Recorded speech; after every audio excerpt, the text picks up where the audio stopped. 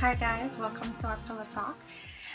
This is the first one in our series, and as we go on, we appreciate your thoughts and your comments on our Instagram page, which is The Simple Lives of SNP. You can search for us, and yes, and follow us and like our pictures. No. Okay, I'm not batting you up, sorry. And like our pictures, please. And yeah, so we're gonna go straight into it. We had posted a video on Saturday, and so we got 3 questions, and they're broad topics enough, so we'll just talk about them and see how it goes, and you can give your feedback next time or on this video below. And you can also put your questions down below in the comment bar. Or guys, if you don't necessarily want to, it's not a question that you want to post publicly, you can send us an email and we'll oh yes, at thesimpleLivesofSNP@gmail.com. We'll put it in the bottom bar below so you guys can know the email address. Yes. Yeah. All right, let's go. So our first question, I won't call the username because it's from so hard. Senior Boomy Bad. Yes, I think it's Chiny. Okay. Chiny your Boomy Bad. You use laughs. Us laughs. Yeah. Okay. So it says, should Western women give up on a family if they intend on staying in Japan for a long time? That's a good question. Sash, what are your thoughts? I don't think you necessarily should Western women give up on a family. I don't think you necessarily have to give up your dreams of having a family. Because for some people, they do find their husbands here, and for some people, their spouses or significant other, they move here and then they start a family here. So it all depends on what your situation is. If you're not in a relationship, basically, and you're not interested in dating, then I don't think this would apply to you. Yeah, you won't have to necessarily go out of your way to find someone. But I think if you are interested in dating, especially Japanese men, I've heard that there are websites, or you can always meet people in and around wherever you live. So I wouldn't say necessarily give up on having a family here in Japan, because many people have come here and they've made a life for themselves. So I don't think so. What happens when you don't like Japanese men, you're not interested in Japanese men, and you want to date someone that is of a similar culture, like a Westerner? Yeah, so you would have to date someone who's back home. So you would have to get into the mind frame that you would have to have a long distance relationship. And as I said before, people's spouses have moved here. People who are people's significant other. So it depends on the person who you're in a relationship with and what you guys want for yourself. But let's say you don't necessarily want to like a long distance relationship, but you want to meet someone here. Can you suggest any like places to go, or is there any like dating websites that you can sign on to? I know a friend of mine told me about Hot or Not. There was this application, like an app that you can download on your phone, and you take pictures of yourself and you send it in, and if someone taps on your pictures, almost like Tinder. Yeah, almost like that, I guess. Okay. Because I don't really know that much about Tinder, no idea. But yeah, she was saying like it's called Hot or Not, and then if the person likes your pictures a lot, then they can send you a personal message for you to like meet up with them and go out and have drinks or so. So I guess people can meet other people through that medium. But I say, this is my opinion right now, if you know you're not interested in Japanese men and you've been here a while and you really have that strong desire to have a family and it's not forthcoming here, move on. Simple. Like, leave Japan. Because if like for me personally, if your need to have a family is greater than your need to live in Japan, yeah, then leave. Go somewhere where you can interact better, because especially if you don't speak the language, there might be a barrier. So you definitely have to probably look out for foreigners, and I'm not gonna lie, some of the men here, they're not really interested in us. They're interested in Japanese women, which to me is fine. I ain't shading your game. That's fine. Whatever you like is whatever you like, because I don't want you to knock whatever I like. So if that's the thing that is like an obstacle for you, then just move on. Go to another country that you can have both the career and the family. Option to date and have a family. Yeah. So that's what I think, and I guess that's what Sash thinks too on the matter. Yep. All right. I want you to say this. It's not a question, but I thought this was very funny, so you can read it. It's from the same person, and she said, "I want to talk about slumber parties and makeup lessons." Then she says, "Just joking. Maybe leaving Japan because there is no hope of finding real love here." Yeah, and I think too, a lot of women, I don't know, I can only speak for our race. A lot of black women say that it's hard to find love here because the black men or the other nationalities or ethnicities that come here, they're not necessarily interested in us. They came, you know, like there's this saying that they came to the beach, they don't want to carry sand. So if they came to the beach, they're not gonna date us. They're gonna date what is at the beach. So, but don't play that game. It goes both ways because not all black men are into Japanese women, and even if they are, not all of them necessarily wouldn't date a black girl. So it goes both ways. But then the thing is though, those men are far and few. Where are you looking? You see, that's the thing. Am I looking? I ain't looking. That's it. She isn't looking, so she wouldn't know. But I'm saying, don't necessarily come here with the perception that you won't fall in love or you will not find love, because it's possible. Love can be anywhere. Yeah, love can exist anywhere and you can find it. But be realistic. Yeah. Be realistic. You don't have to find love here, and it's going to be a bit challenging for you as a non-Japanese person. All right. Next question. Venny Penny 24. Hey. She says, "Is it wise to remain in Japan much longer? With the increase in taxes and inflation, should foreigners start preparing to exist or hope for the best?" Well, pack up your things, the man. I won't say that. It depends on what your goals are and what you came here to achieve.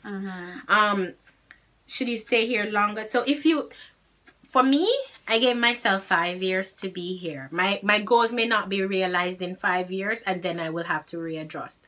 But I think, as I said before, it's what you came here for and what your goals are. Taxes are a bit high here, not gonna lie, and the inflation is high. Everything is high.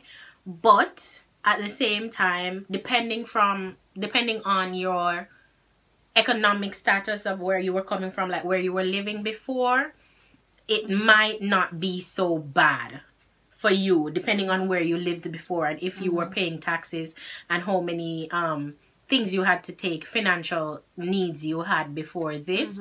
Then, I mean, your pay may be higher, so you may be able to manage all those things and more and have savings. But for someone, I would say don't come here without a plan, yeah, and a timeline in which to achieve that plan, and when you're going to leave by. You should have an exit plan, because unless you're planning to come here to live forever, then that's different. But if not, you should look at other options and have your plan in place. So, sorry.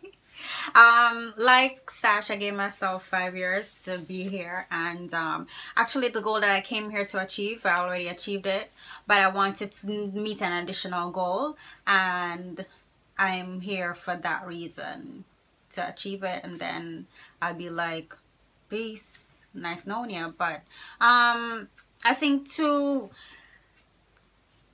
in Japan, your pay will look good on paper. On paper. But you see, when the reality of the situation comes in, when you have transportation, it adds up. Transportation adds up. Your taxes, your insurance, your food bill, like it's not cheap. And like even if you want to like go out and enjoy yourself because you can feel isolated here, you have to budget that too. So with all that, you really have to like have a serious plan, and not only a serious plan but a serious budget plan for the money. And you have to cut down certain things that you normally do. Like when I came here in the first year, I probably wasn't, well, I was working a lot, but like in the second year, because I was working so much in the first year, I decided to scale back because I was like doing too much. But then because you're scaling back and you're trying to enjoy yourself, because you know you don't want to be just like working, and you look back and say, you know, if I had been in Jamaica, I wouldn't be going so hard, and I would still have fun with my friends, and I would still enjoy life. So I decided to, you know, free myself up a bit. But I'm not gonna say I regretted that, but at the same time, like, no, I do it, but I try to create a balance as much as possible. To the point where I'm still achieving my goals, but I'm still enjoying myself. And people, I'm sure you know this, but not everything that's on the internet is all peachy and nice and fine. You know, people will look on your pictures. Like I saw this post once where a friend of mine, she had to remind people like, yes, we take photos and we go places and we're enjoying ourselves, but it's not all a bed of roses. We come in contact with different situations, difficulties, and a part of that is finances too. So that can be a strain if you don't really budget wisely. And sometimes even when you budget wisely, things happen. Yeah. And you just have to, it might set your plans back, but I think just be realistic with your expectations and always have a plan. I always say A, B, C, D of all of them. Down to Z. All of them, because at the same time too, I know I'm talking a lot on this. Yeah. At the same time too, Japan is not your home in terms of, like, you can make it your home, but you don't belong. Like, you can never be fully integrated into the society. So you have to think about those things too, especially if you want to settle down here. But I think all in all, you should have an exit strategy should in case something happens that, you know, you can just move. Yeah. Always have a plan. Yes. Always have a plan. All right. And the next question is from Nikki Babes, 2002. Hi, Nikki. How do you feel living in a country that is so prone to earthquakes? Oh, Lord. And other natural disasters? Ooh. And do you think that you are mentally prepared to handle the natural disaster on a large scale? Well, the other day, I got a call. Don't laugh. 5 o'clock in the morning. Don't laugh. Don't laugh, child. Get up now. I'm like, what happened? What's going on? We're on the typhoon watch. Not typhoon. Tsunami. What am I talking about? Tsunami watch. I'm like, what? No, previously, like 2 weeks ago when we went to church, our elder was saying to us that, you know, we should have a bag packed. And like when I came here about 4 years ago, they told us you should have like an emergency bag packed with your necessaries plus your like your passport, extra money, water, your medication, like extra medication, and like nuts and stuff to, you know, if you need to move, it should always be at your door. So if in case there is an emergency, you pick up your bag and you go. I got that call at 5 o'clock. Thanks. And I was like putting everything in the bag. She wouldn't like, stop. And go and shower. She was packing. I'm like, if we happen to have a tsunami, you're just gonna be washed away with everything you're packing. I'm telling you, or trying to pack because I live close to the beach. So yeah. So I for me personally, I think it's because at work we don't really do a lot of drills. I know where to go should in case there's an emergency and the building to go to, but there's no drills. There are no drills all the time. So I don't think I am as prepared as I would want to be, and I think that worries me a bit. But I'm not really. I try not to worry about it. I mean, when it happens in the situation, you just have to get up and move. So you just have to be proactive, but like really getting that bag together so you can leave is best? What do you think? I would say coming here, we knew what we were coming into. True. So we knew that Japan was in an earthquake zone. We knew that it was prone to natural disasters. I mean, anywhere you live in the world, you can have natural disasters. So it's not something to necessarily freak out about. When I just came, I think maybe in Jamaica, I experienced an earthquake maybe once or twice. And it wasn't something really hard. But coming here, in my first month, I experienced a couple earthquakes. And after that, I got used to it. It's like it becomes a part of your daily life. Not that you should be, I wouldn't say be tense and walk around thinking that, oh my God, I'm gonna die in a minute.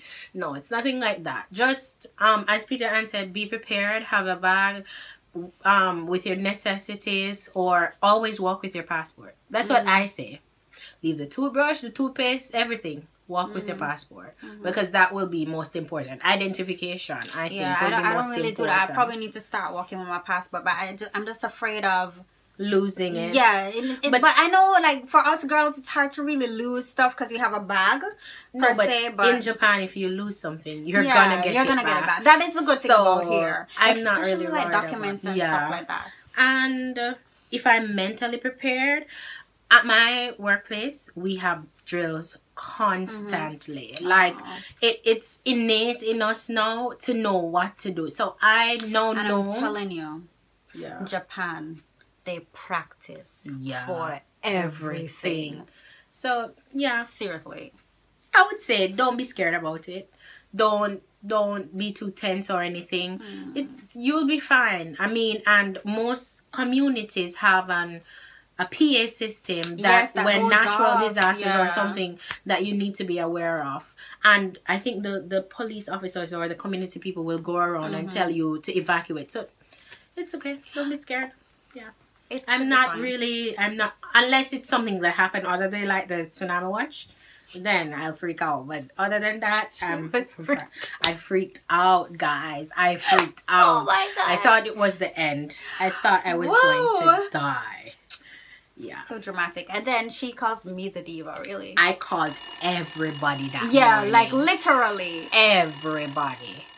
Oh my gosh. But yeah. But those are the 3 questions that we got. If you have any more that you want us to talk about, please be sure to leave it down below. And it's gonna be something that is constant on our channel, so please check it out. Stay tuned for more videos. Thank you for watching our video and for subscribing and supporting us. Yes, thank you. We love you guys. Bye.